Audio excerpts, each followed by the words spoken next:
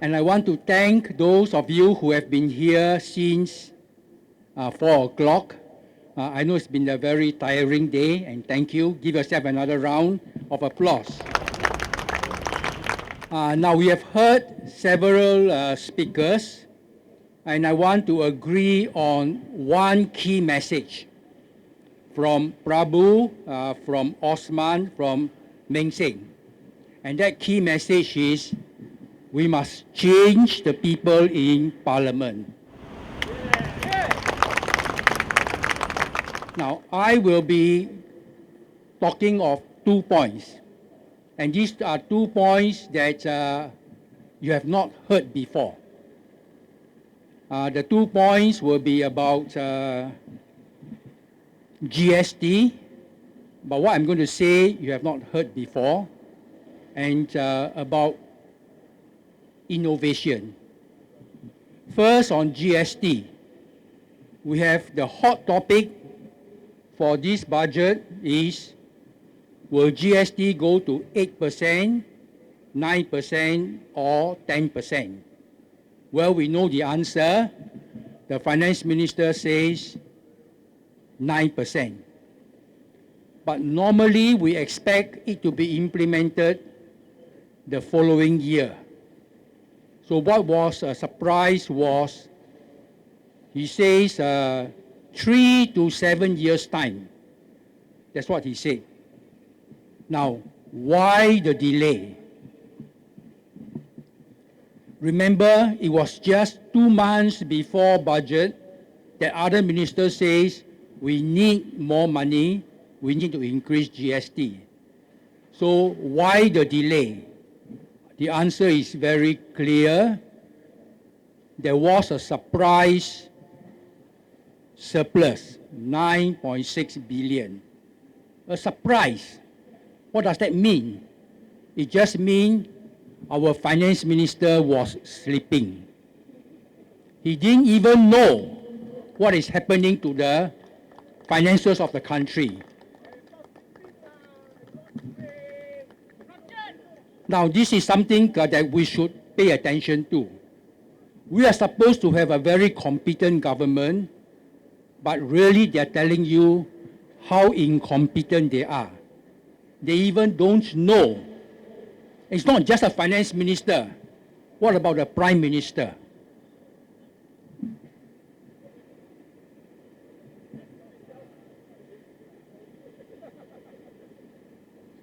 All right, they say GST will be increased to 9%. And many people say, don't increase.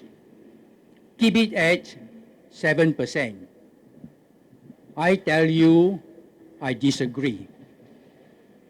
People say reduce, some people say reduce to 5%. I disagree. Go back to 3%. I disagree. GST should be 0%. Kosong. 0% GST. GST should be abolished. Menghapuskan. 取消. Now, I have opposed GST ever since it was introduced. It was announced in late 1980s. The minister in charge was Kin Lian. I wrote to him an email. I was then involved in NTUC, doesn't matter. I told him we don't need GST.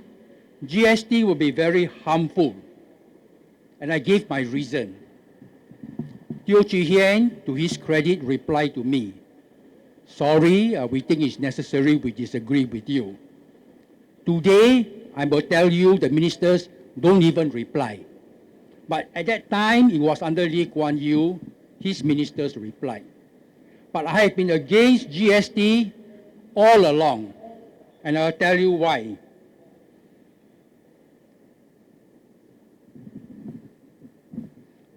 Maybe I tell you why I want to abolish GST. When you abolish GST, our cost of living will come down. By how much? How much will the cost of living come down? 7%. It will come down by 10%. Why? I'm in the business sector, I know. For the business to account for GST, collect GST, pay to the government, these are very labor intensive. You have to employ people to do all this accounting. They cost money, and it can be very costly. So GST might be 7%, the cost of GST another 2-3%. And you think that it is the business that bear the 2-3%, you are mistaken. They build this in the price they charge to you.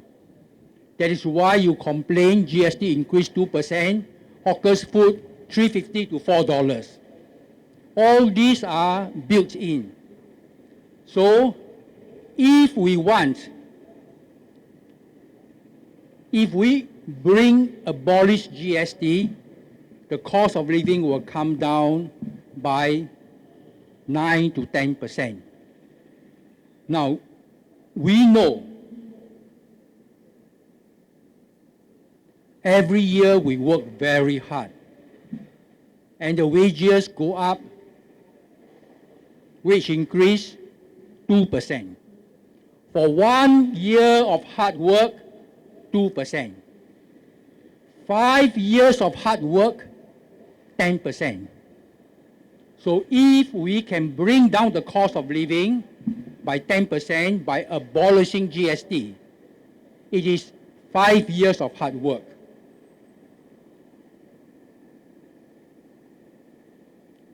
Of course, most people already brainwashed. Oh, we need GST. I tell you, I look at the figures all the way from the 1990s, the last 30 years, we don't need GST. And I want to explain to you why we don't need GST. And I want all of you to be thinking. Don't say, keep GST at 7%. You must go and tell everybody, GST should be abolished. Do you agree? Okay, now I will explain to you why GST can be abolished. GST brings to the government $11 billion. So people ask, where to find 11 billion to replace GST? I tell you, we don't need to find 11 billion. Every year, the sale of land average 20 billion. Why the government don't count the 20 billion? But International Monetary Fund, IMF, says, according to international accounting standard, land sale is revenue. You must count. So the government don't count and tell you we are in deficit, we need to raise more revenue. All right? So look at what it says here. This not come from me, it comes from Gilbert. Land sale is part of revenue. So if we count 20 billion minus 11 billion, we still got extra $9 billion on top of the 9.6. We don't need GST. It can be abolished. Now, someone says GST is capital item. Even in Parliament, they say, our Constitution says GST cannot be counted. Because they write the Constitution like that. Okay, GST is capital item. I'm an accountant also, I know. Then you take a look at Ministry of Transport, $14 billion to spend. What do they spend on? They tell you, high-speed rail to Kuala Lumpur, new MRT lines. You mean these are not capital items? These are capital items. So why do you, on the one hand, say cannot count capital item land sale, and then on the other hand, all the capital expenditure, MRT line, high-speed rail, you count in the budget. You take it out. How much of the 14 billion is capital item? Of course, I joined many of the speakers earlier complain that we have a government that is not transparent, hiding a lot of things, even dishonest, telling us things to mislead us, and yet they want to pass a law on fake news. If this is not fake news, I don't know what is. Now, my estimate is the capital item in Ministry of Transport, 10, 11 billion. So even if you don't count the land, you just take away capital item from your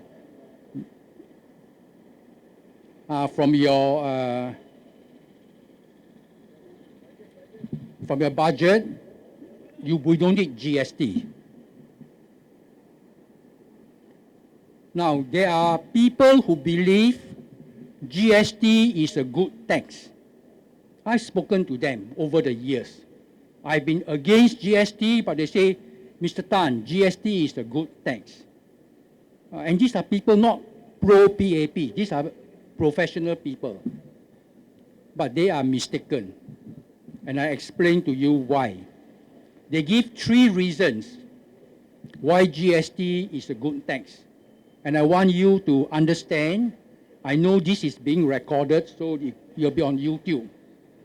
I want you to understand what are these 3 reasons and why I say, to borrow Meng's word, rubbish. The first reason they say is GST is on spending. You don't want to pay GST, you don't need to spend. That's the first reason they say. Rubbish. We have to eat, right? We have to buy food, right?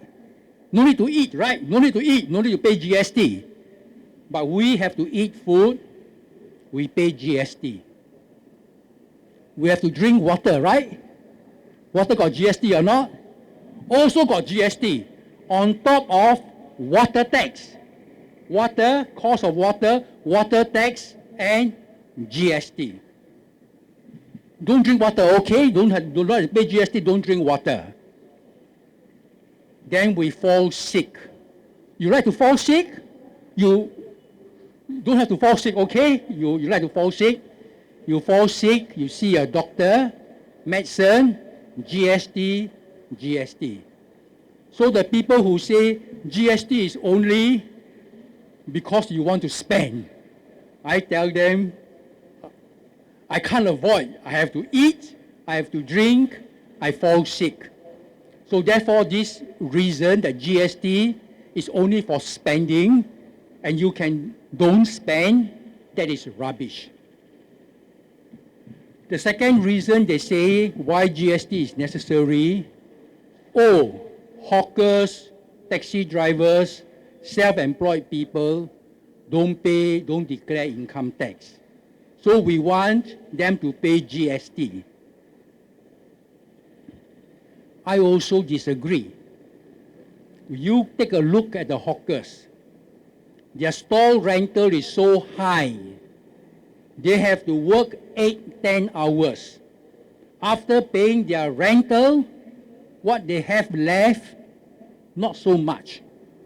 Same with taxi drivers, Uber drivers, Grab drivers, the same. The rental is so high, after they work 8-10 hours, what they earn net of all their costs is not that high. So even if they don't pay tax, it's not a big deal because they already pay through their rental. And if the government wants to take some revenue, go after the property owners and the taxi companies from the rental. So therefore, there's no need for GST to catch taxi drivers and stall holders. No need. The third reason they say is, Mr. Tan, you tell me which country in the world got no GST. That's very smart. Every country got GST. So GST must be the right tax. Now, I tell them, okay, I agree. All these countries have got GST, advanced countries. But I ask them, which country has got COE, the cars? $7 billion COE. Which country have got COE? Which country got foreign workers levy? $3 billion. Which country has got land sale? Look at all the other countries. Which country the government own most of the land can sell? 20 billion. So we already collect 30 billion every year from COE, foreign workers levy, from land sale. And yet, we can use the excuse, other countries collect GST, we must also collect GST. These other countries don't have 30 billion, we already have got 30 billion. Why are we still collecting 11 billion of GST? We can stop the GST entirely. Do you agree? That means don't ever come and say, keep GST at 7%. I will not agree with you. Reduce GST to 3%. I don't agree with you. Because GST at 3%, you still need business to do all the accounting plus another 3%. If you really want to get rid, bring down the cost of living, abolish GST entirely.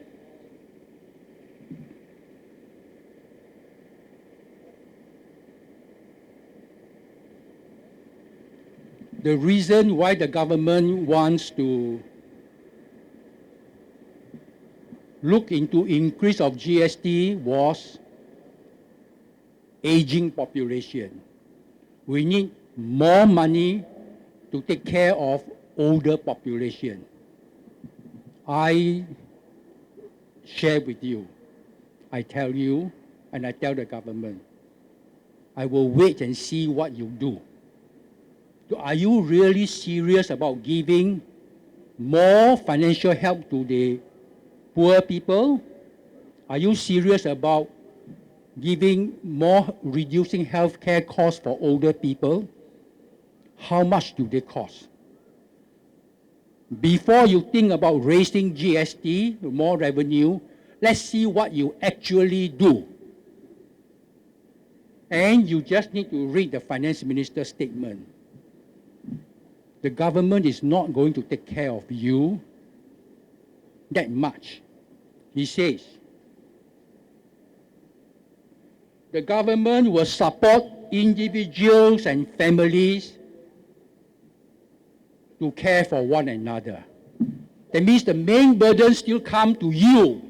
The government just help you a little bit, but you are the one who is going to take care of your parents. And yet the government wants to think about increasing GST.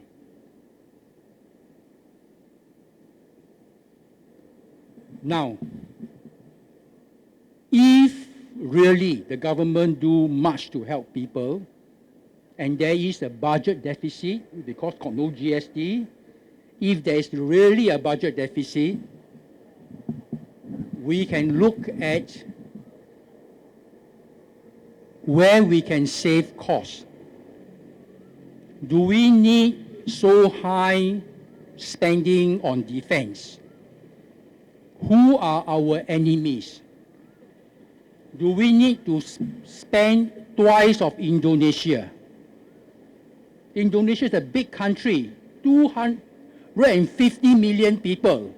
We are only 5 million people. Do our defense budget need to be twice of Indonesia? Do we need to be twice of Malaysia? Can we reduce the defense, but still maintain the defense?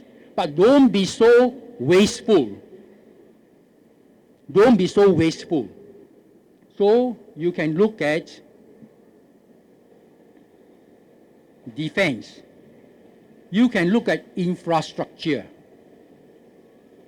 Meng asked, do we need Terminal 5? We never see any report why we need Terminal 5. We don't even know how much it costs.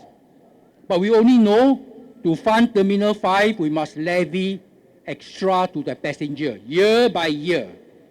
I tell you, as you increase your cost, passengers can bypass Changi Airport.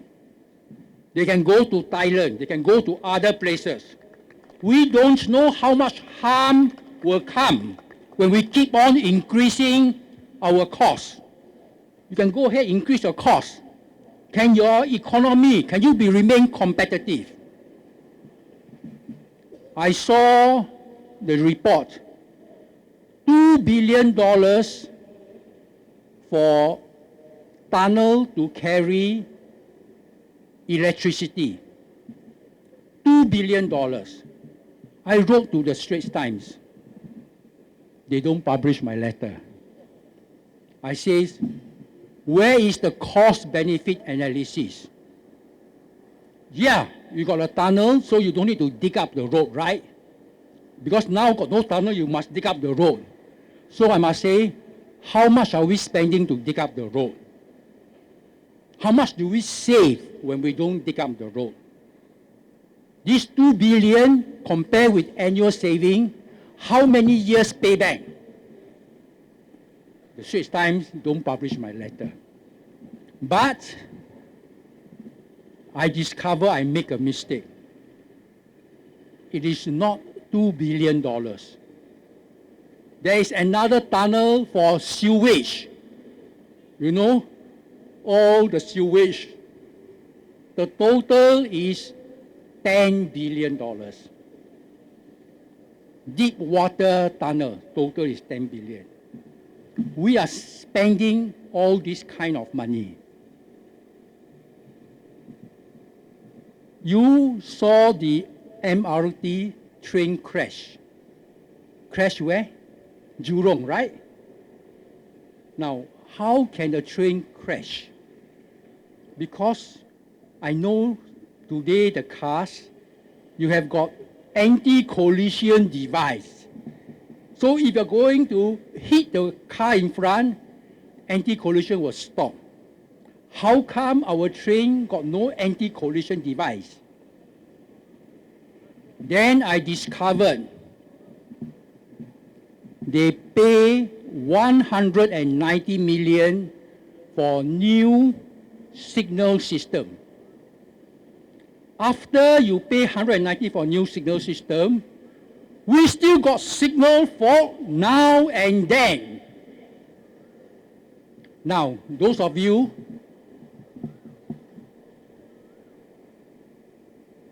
I take the bus. I don't drive. I recommend that you take the bus. Singapore bus, very good. Better than train. Why? Bus, I can sit down. Train, I must stand. So I take the bus. The guy who drives the bus, he doesn't need any signal system. He will know I drive, bus stop, I stop. Passenger got up, I drive.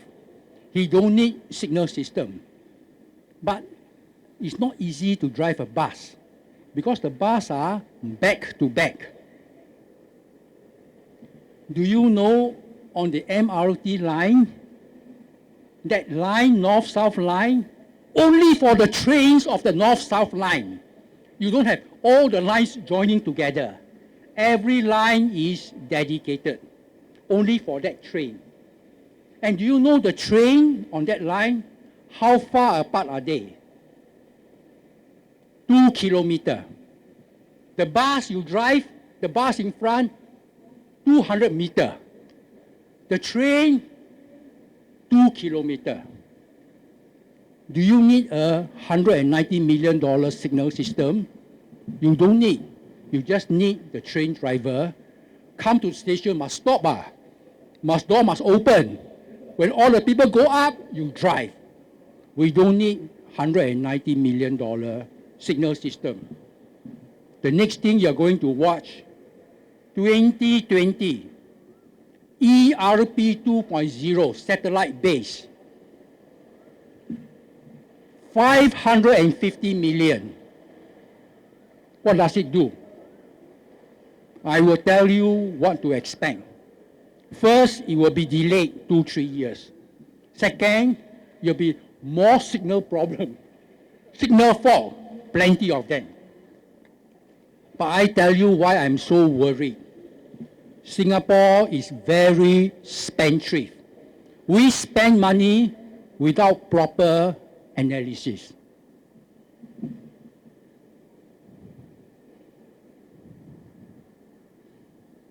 Okay, now the finance minister says we want to build a vibrant, innovative economy.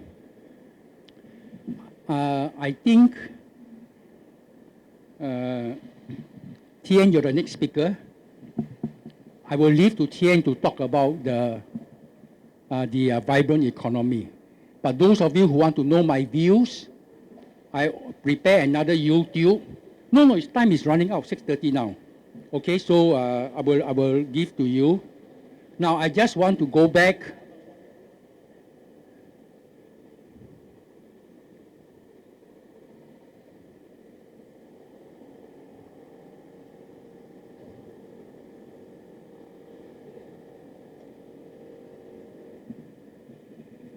Now, GST announced in late 1980s, implemented in 1992 or 3. I'm old enough, like my friend Philip So, we are same age. Like uncle here, we are the same age. I'm old enough to see Singapore, first generation, second generation, third generation, and very soon I will see the fourth generation. But I can remember the first generation. Up to 1990, Singapore is a country we are very proud of. Competitive, efficient, no nonsense, low cost. We are very proud of that. After 1990, we have been going down the drain for 30 years. GST is one of the major contributors. I'm not saying blame everything on GST, but I'm saying GST make our cost of doing business high, increase the cost of living, and a lot of our problem come from GST. And I think if we are bold enough, scrap GST, we will have, come, give a big clap. If we are bold enough, scrap GST, we have a chance to rebuild our future. We continue the high cost, we are still okay today because the global economy is okay. When there's a global crisis, you can be sure we will be hit harder than other people. Because we're the most costly city in the world, we are quite inefficient, very wasteful. That has always been my point, and I want Lim Tean afterwards to talk about the global efficiency ratio. You can talk about that? Because I took it from Tian, and I go and study, and was quite worried about this. We are very, very costly. So I want to make a conclusion. We must change our economic strategy. We cannot continue with GST 7%. It's not going to help. We have to change our economic policy.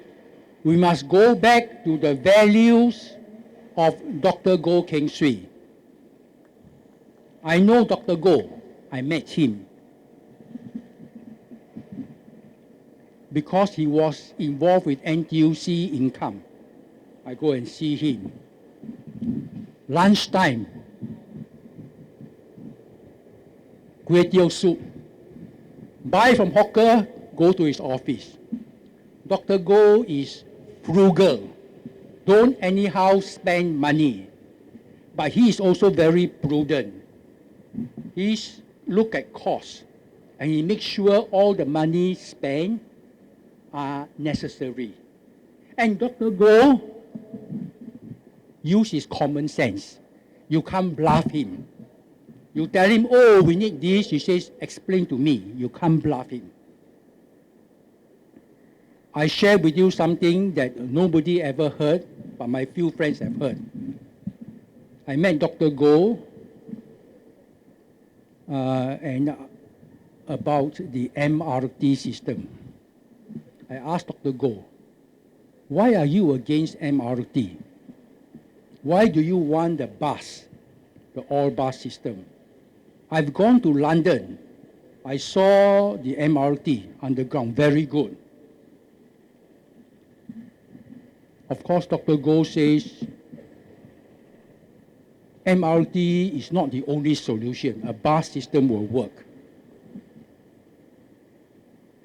I tell you what is Dr. Goh's real reason. He never tell me, but I have a sixth sense, I know. If Dr. Goh says we can do with a bus system, the bus system you calculate $3 billion. Ong Teng Cheong wants MRT? Can. How much you want? You want 30 billion? My bus system only 3 billion. So you want to spend a bit more, 4 billion, okay, 5 billion, okay. But you can't spend 10 billion. So Dr. Goh, by insisting on the bus system, set a benchmark so that Ong Teng Cheong cannot overspend. That is my guess. That's my guess. But it just shows the importance about how you must don't anyhow spend money. All right? So we go back to the values, to be frugal, to be prudent, and we start by abolishing GST, so our cost of doing business, our cost of living come down 10%, and then we can rebuild our economy. We owe this to our children, to our grandchildren. I just got 4 grandchildren. Their future is depending upon this. We owe this to the future of Singapore. Thank you.